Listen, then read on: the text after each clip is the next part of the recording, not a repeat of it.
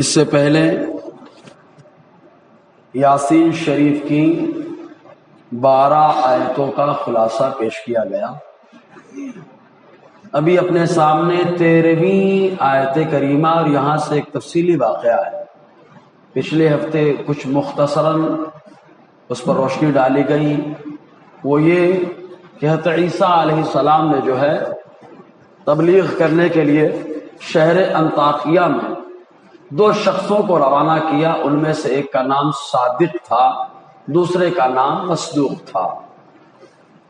اور عیسائیوں کے نزدیک 4 شہروں کی بڑی عظمت ہے، وہ لوگ اس کو بہت عقیدت سے ان شہروں میں رہتے ہیں اور بڑی عقیدت سے ان شہروں میں جاتے بھی ہیں۔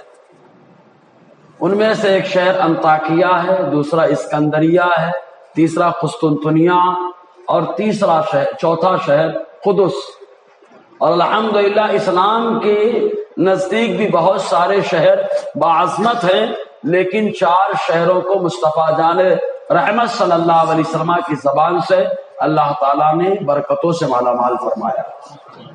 پہلا شہر تو مکہ ہے، سبحان اللہ۔ دوسرا شہر ہمارے نبی کا شہر، سبحان اللہ، اس کا نام ہی ہے مدینہ، مدینۃ الرسول، شہر رسول۔ تیسرا یمن کا ایک شہر جس کا نام صنعاء ہے۔ چوتھا شہر جس کو البیت المقدس کہا جاتا ہے۔ اسلام میں بھی 4 کی اہمیت ہے۔ بہرحال حضرت عیسیٰ علیہ السلام نے اہمیت تو بہت سارے شہروں کی ہے۔ بغداد ہمارا مرکز عقیدت، سبحان اللہ ہے، اجمیر ہمارا، سبحان اللہ، کچوچا مقدسہ، مہریرہ مطہرہ، بریلی شریف، تو ہم دیوانوں کا تو مرکز ہے، دیوا شریف، سبحان اللہ۔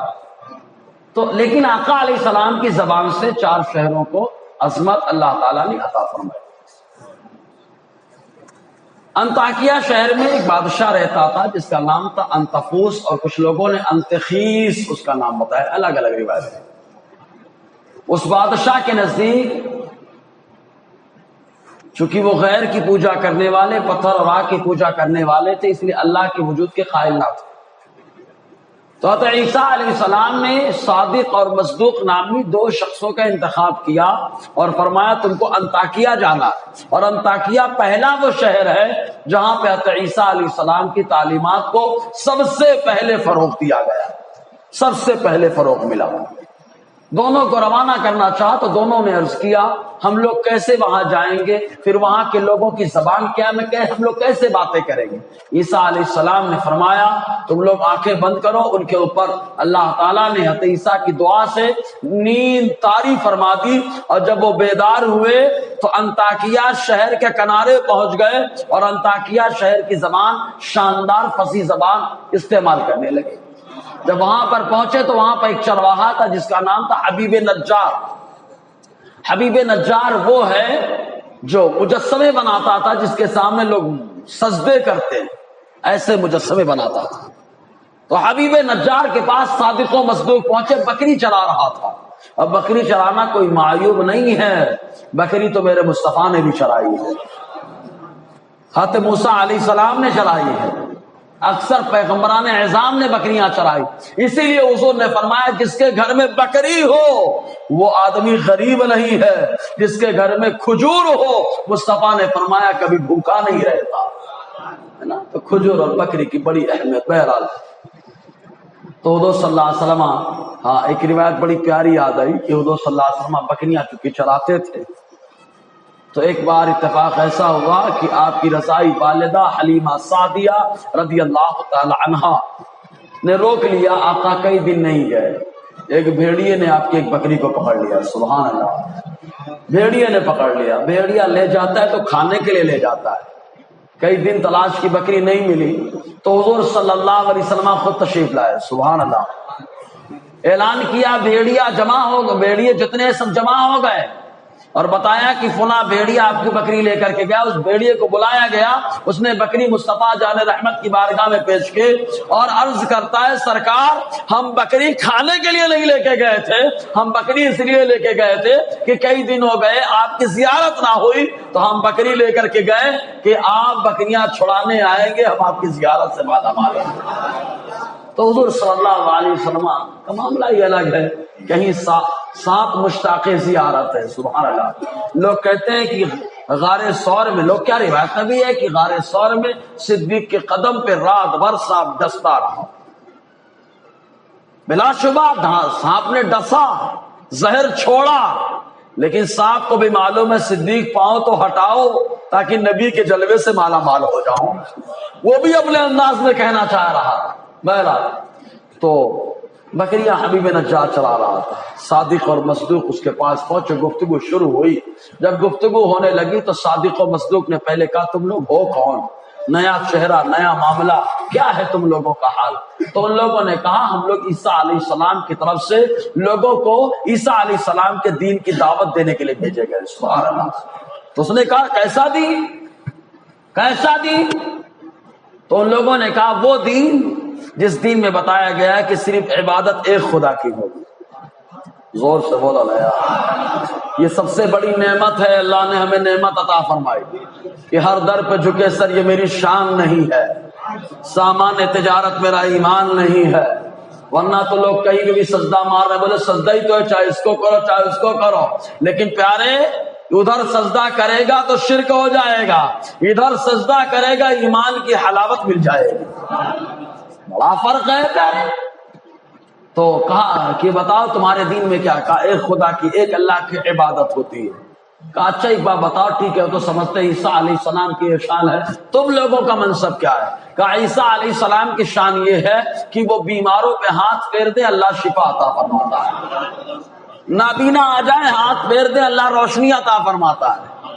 یہ تو نابینا کی شان ہے کہ آ جائے آنکھ پہ ہاتھ پھیر دے اللہ روشنی عطا فرماتا ہے. ارے مصطفیٰ کی بارگاہ میں ڈنڈا آ جائے اللہ اس سے بھی روشنی عطا فرماتا ہے, اس سے بھی روشنی عطا فرماتا ہے. یہ مصطفیٰ کی شان ہے.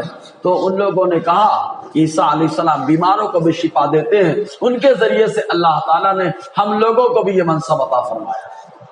جب عیسیٰ علیہ السلام کے حواریوں کا یہ حال ہے تو سوچو مصطفیٰ کے صحابیوں کا حال کیا ہوگا. رافضی دنیا کی اتنی بدتر قوم کہ اگر یہودیوں سے پوچھو کہ سب سے افضل روئے زمین پہ کون ہے تو یہودی کہیں گے عیسیٰ علیہ السلام کے دوست. سبحان اللہ. عیسیٰ علیہ السلام کے, موسیٰ علیہ السلام کے دوست.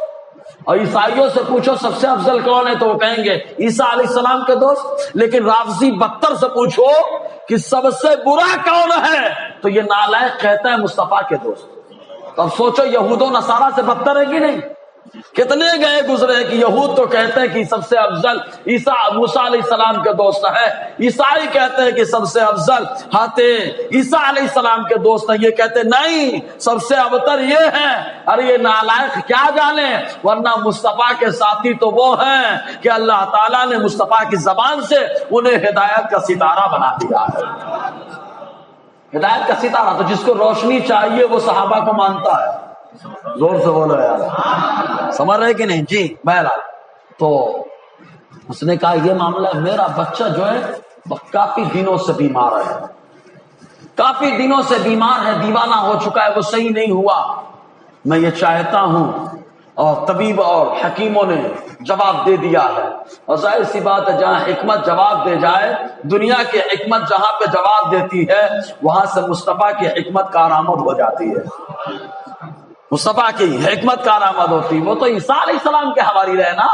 ان لوگوں نے کہا لے کر کے آؤ, ہاتھ پھیر دیا, اللہ تعالیٰ نے بیماری کو ختم فرما دیا, بیماری کو ختم فرما دیا. جیسے ہی بیماری کو ختم کیا فوراً حبیب نجار نے کہا بس اب جو بھی کرتا تھا سب چھوڑتا ہوں, میں عیسیٰ علیہ السلام کے رب پر ایمان لاتا ہوں.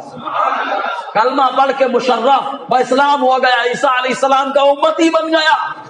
ذرا سوچو، خالی ہاتھ پھیرا بیماری، مطلب وہ بھی جانتا ہے جو نبی کے دوست ہوتے ہیں وہ بیمار پہ ہاتھ پھیرے ہیں اللہ بیماری دور فرماتا ہے۔ جو نبی کے دوست ہوتے، جب نبی کے دوستوں کا یہ حال ہے تو سوچو امام الانبیاء کا مقام کیا ہوگا۔ ارے امام الانبیاء کا مقام تو کیا، امام بوصیری سے پوچھو تو بتائیں گے خواب میں آئے تھے خالی، آ کر کے ہاتھ کو پھیر دیا، اللہ تعالیٰ نے بیماری کو دور فرما دیا۔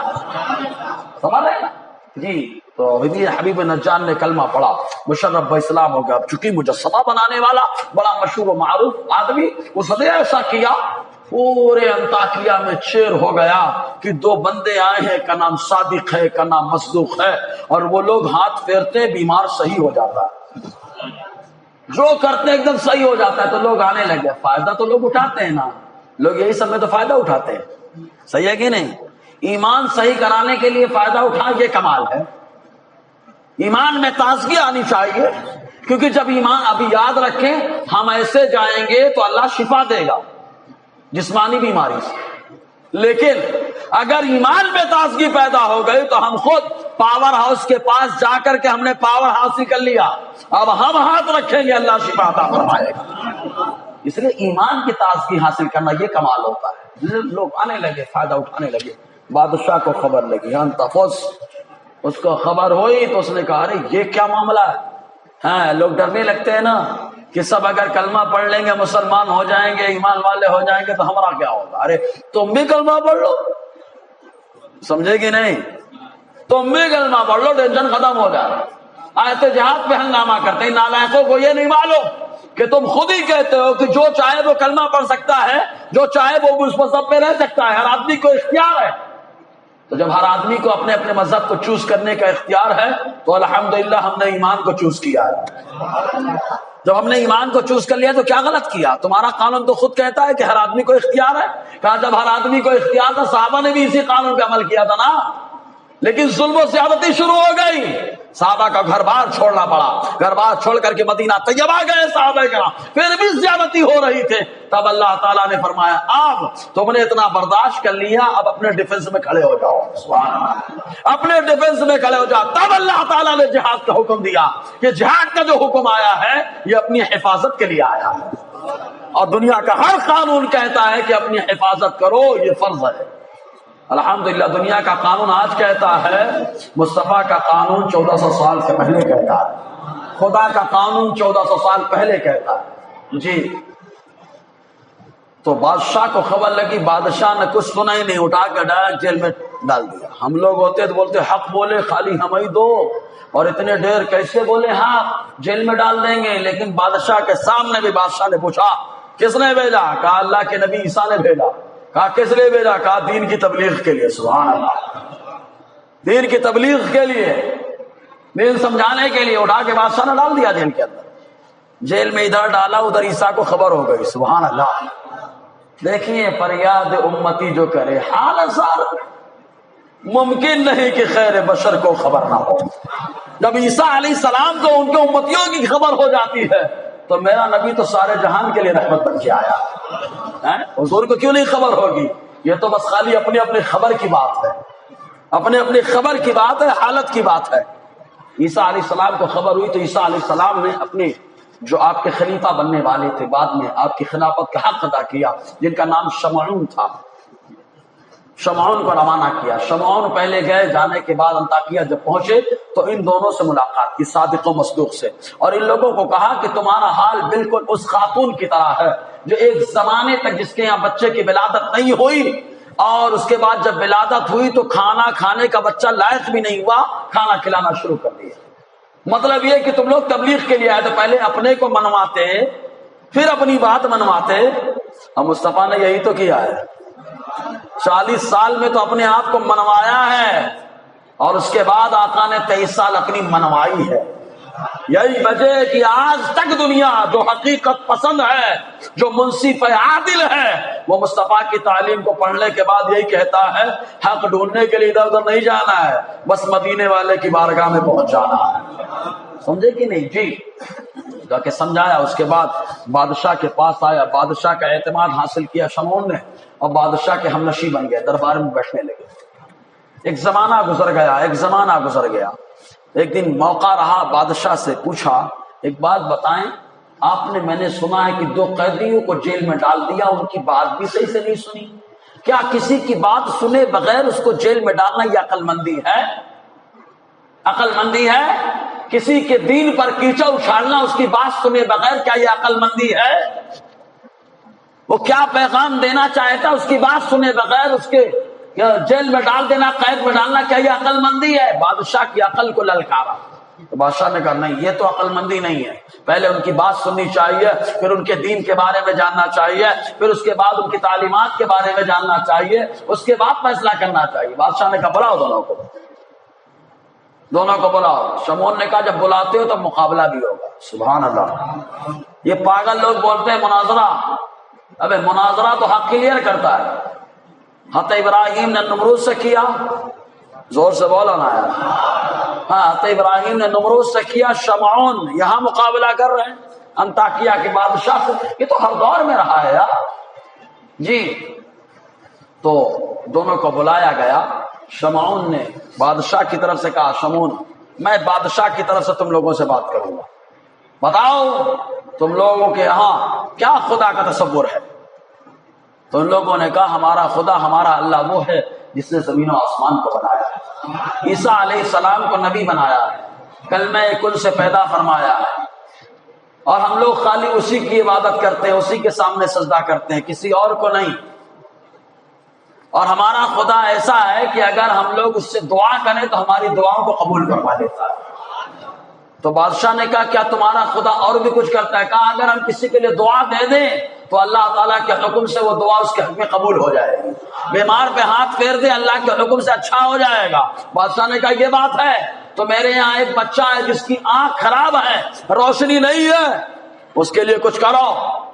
تو ان لوگوں نے کہا لاؤ. اس بچے کو پیش کیا گیا. صادق اور مصدوق، سوچے رب کی بارگاہ کے کتنے مقرب ہیں.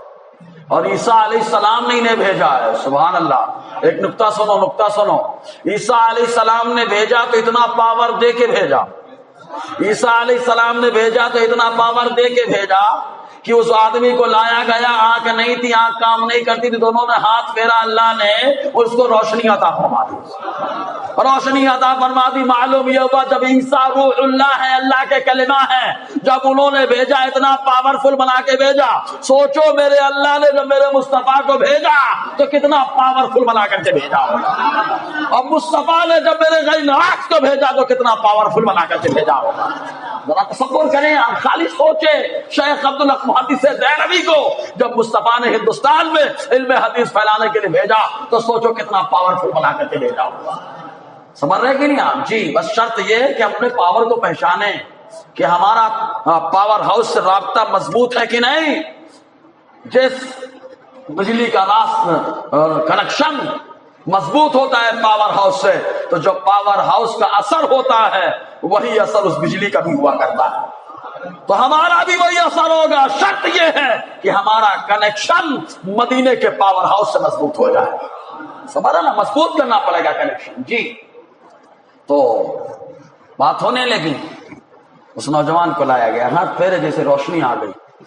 جیسے ہی روشنی آئی تو شمعون فوراً بادشاہ سے پوچھتا ہے دیکھو ان کے خدا نے ان کے رسول کو بھیجا اور اس اللہ کے رسول نے ان دونوں کو بھیجا اور ان لوگوں کی اتنی طاقت ہے کہ ہاتھ پھیرے شفا مل گئی، آرام ہو گیا، روشنی مل گئی.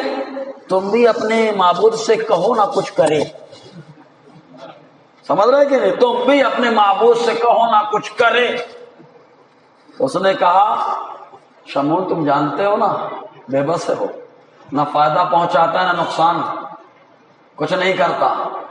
تو شمعون سے کہا کہ بھائی فائدہ آدھا نہیں پہنچاتا، نہ نفع نہ نقصان، کچھ نہیں ہوتا. پھر کہتا اچھا ایسا کرو، میرا دل ابھی مطمئن نہیں ہو رہا. ایک ہمارے یہاں کسان کا بچہ جو 7 دن پہلے انتقال کر گیا، لوگ کہہ رہے تھے اس کو دفنا دیا جائے لیکن اس کے ماں باپ ابھی تک آئے نہیں. میری خواہش ہے کہ جب اس کے ماں باپ آئیں تب اس کو دفنایا جائے. لیکن اس کے ماں باپ نہیں آئے ہیں تو میں چاہتا ہوں اس جو بچہ انتقال کر چکا اس کو لایا جائے. بچے کو لایا گیا. بادشاہ نے کہا اگر ان کی دعا میں اتنا اثر ہے تو اس مردے کو زندہ کر دے. زور سے بولو یار. مردے کو زندہ کر دیں. للکارا اسے جاتا ہے جو کمزور ہوتا ہے، جس کا کنیکشن کٹا ہوا ہوتا ہے. اسے نہیں للکارا جاتا جس کا کنیکشن بڑا مضبوط ہوتا ہے. للکارا بادشاہ نے، دونوں نے دستے دعا کو دراز کیا. اللہ تبارک، اور شمعون بازو پہ بیٹھا چپکے چپکے آمین کہہ رہا ہے. آمین آمین آمین. دونوں دعا کر رہے ہیں. وہ بچہ جو انتقال کر چکا تھا اٹھ کے کھڑا ہو گیا. اٹھ کے کھڑا ہو گیا. سوچو عیسیٰ علیہ السلام کے بھیجے ہوئے حواریوں کی زبان میں اتنا پاور ہے کہ مردے زندہ ہو رہے ہیں. تو سوچو میرا نبی جب دعا کرتا ہے تو والدین کیوں نہیں زندہ ہوں گے یار؟ میرا نبی دعا کرتا ہے، والدین قبر سے نکلتے ہیں، کلمہ پڑھ کے مشرف اسلام ہو رہے ہیں. دوست، اور دونوں جیسے ہی زندہ ہوا، جیسے ہی زندہ ہوا، بچہ کہتا ہے میں 7 دن سے آگ میں چل رہا ہوں، 7 دن سے آگ میں چل رہا ہوں، آگ میں 7 دنوں سے جل رہا ہوں. لیکن ابھی اچانک جب ان تینوں نے دعا شروع کی تو میرے اندر جو آگ لگائی گئی تھی، آگ ختم کر کے مجھے زندہ کر دیا گیا. تو تم لوگ اس خدا پر ایمان لاؤ جس خدا نے زمین و آسمان کو پیدا کیا ہے. بچہ بولنے لگا تو بادشاہ کہتا 2 تو سمجھ میں آتے کہ یہ 2 بیٹھے ہیں، یہ دونوں دعا کرے، تیسرا کون ہے؟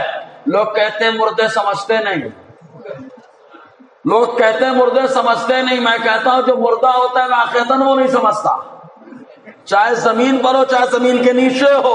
اور جو زندہ ہوتا ہے چاہے زمین کے اوپر ہو چاہے زمین کے نیچے ہو، وہ سب کچھ سمجھتا ہے، سب کچھ دیکھا کرتا ہے. تو کہا 3. تو بادشاہ نے کہا تیسرا کون؟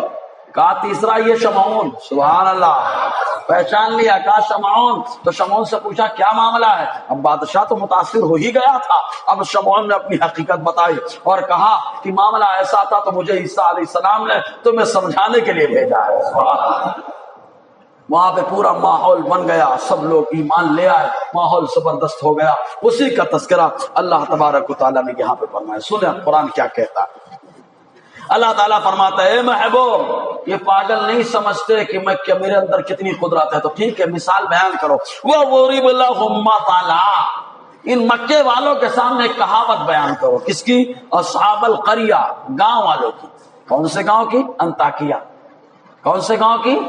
انطاکیہ والوں کی. اذ جاء المرسلون، جب اس شہر انطاکیہ میں عیسیٰ علیہ السلام کے قاصد پہنچے. عیسیٰ علیہ السلام کے قاصد، ایک کا نام کیا؟ صادق، دوسرے کا نام کیا؟ مصدوق. پہنچے تو اذ ارسلنا الیہم اثنین، اللہ تعالیٰ فرماتا ہے عیسیٰ نے بھیجا تھا نا، لیکن عیسیٰ کا بھیجنا میرا بھیجنا ہے. عیسیٰ کا بھیجنا میرا بھیجنا. اللہ فرماتا ہے اذ ارسلنا، جب ہم نے بھیجا، الیہم ان کی طرف، اثنین 2 کو. کتنے کو؟ 2 کو بھیجا. فکذبوہما، تو شہر والوں نے انہیں جھٹلا دیا. فاستثنا بثالث، تو ہم نے ان دونوں کو طاقت عطا کی تیسرے کے ذریعے سے. تیسرا وہ جنہیں شمعون کہا جاتا ہے، تیسرے کے ذریعے سے. اور تینوں نے کہا کیا؟ بادشاہ نے جب حالات کو دیکھا تو دیکھنے کے بعد کہا فقالوا، کیا معاملہ ہے؟ تو ان لوگوں نے کہا انا الیکم مرسلون، ہمیں تمہاری طرف قاصد بنا کر کے بھیجا گیا ہے، ہم قاصد بن کر کے آئے تم کو سمجھانے کے لیے. تو اب سمجھنا نہیں چاہتے جو لوگ، تو یہی جملہ بولتے ہیں تو اتنے بڑے ہو گئے ہم کو سمجھاؤ گے. ہوتا ہے نا ایسا، ہم کو سمجھاؤ گے. ارے یہ نہیں سمجھتے کہ سمجھانے والا چھوٹا ہو چاہے بڑا، بات کیا بولنا یہ تو دیکھو، بات میں دم ہے. عربی کے کہاوت ہے خذ المقال من فم الاطفال، بچوں کے منہ سے بھی اگر بات مل رہی تو اسے لے لو. سبحان اللہ، بچوں کے منہ سے بھی بات ملے تو لے لو. تو ان لوگوں نے کہا ما انتم الا بشر مثلنا، ان لوگوں نے کہا تم تو ہماری طرح ہی بشر ہو. دیکھو اتنے سب کچھ دکھا ڈالے، جب تمہاری طرح بشر ہیں، جیسے حضور کے بارے میں کہا ہماری طرح بشر ہیں، تو ٹھیک ہے بابا تمہاری طرح ہے نا، تو ٹھیک مصطفیٰ نے جو کیا ہے تم بھی کر کے بتاؤ. وہ سمجھے گی نہیں؟ مصطفیٰ کو تو کنکر بھی سلام کرتے ہیں.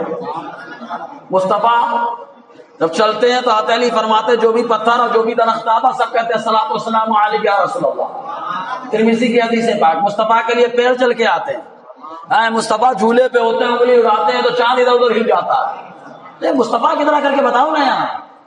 اب آؤ ذرا ہم آپ کو ایک نقطہ بتاتے ہیں. مثل، دیکھو مثل کا معنی کیا ہوتا ہے.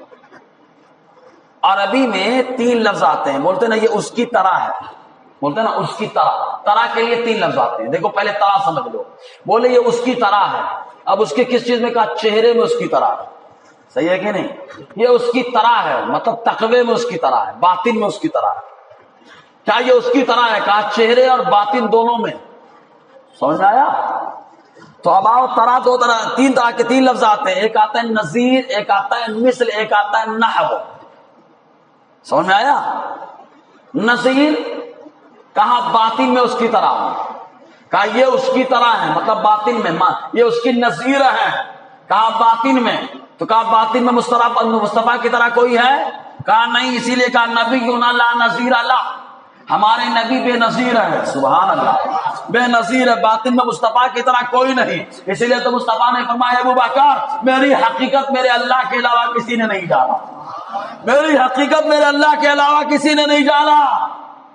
یہ مصطفیٰ کی حقیقت کا حال ہے کہ صرف بنانے والا خدا ہی جانتا ہے. اسی لیے تو اللہ فرماتے ہیں لیکن رضا نے ختم سخن اس پہ کر دیا خالق کا بندہ خلق کا آقا کا متشدد. سمجھے نا جی؟ تو باطن میں کوئی نہیں. نذیر کا لفظ آتا ہے. اگر کوئی باطن میں اس کی طرح بن جائے تو کیا بولیں گے؟ نذیر. کون سا لفظ آتا ہے؟ نذیر. اور اگر کوئی خالی چہرے میں ہو باطن میں نہ ہو تو بولتے ہیں مثل. کیا بولتے ہیں؟ مثل. کہاں ہمارے 2 ہاتھ ہیں, کہاں مصطفیٰ کے بھی ہیں. سمجھ رہے کہ نہیں؟ کہاں دل کے جیسے انسان کے جو لوازمات ہیں کہاں مصطفیٰ کو ہیں. تو کہاں مثل ہے, مثل ظاہر میں ہے. سمجھ رہے کہ نہیں؟ کس میں ہے؟ ظاہر میں, حقیقت میں نہیں. اور ظاہر اور حقیقت دونوں میں ہو جائے تو ایک لفظ آتا ہے نحو. تو یہاں پہ کیا لفظ آیا؟ وہاں جہاں پہ مصطفیٰ کے لیے مثل ہے, ظاہر میں تمہاری طرح ہے, حقیقت میں تو مصطفیٰ کی حقیقت کو اللہ کے علاوہ کسی نے نہیں جانا ہے. سمجھ آیا کچھ؟ جی. تو ان لوگوں نے کہا قالوا ما انتم الا بشر مثلنا, تم لوگ اتنے پہنچے ہوئے, دکھا تم تو ایک دم ہماری طرح انسان دکھتے ہو, تم ایک دم ہماری طرح انسان, لیکن اتنا پاور تمہارے پاس. اس کے بعد کہا ما انزل الرحمن من شیء ان انتم الا تکذبون. اب آگے انشاءاللہ اسی پر مثل سے آگے گفتگو بڑھائیں گے اور مثل پر اور روشنی ڈالیں گے انشاءاللہ. اللہ تعالیٰ کہنے سننے سے زیادہ ہمیں عمل کی توفیق عطا فرمائے.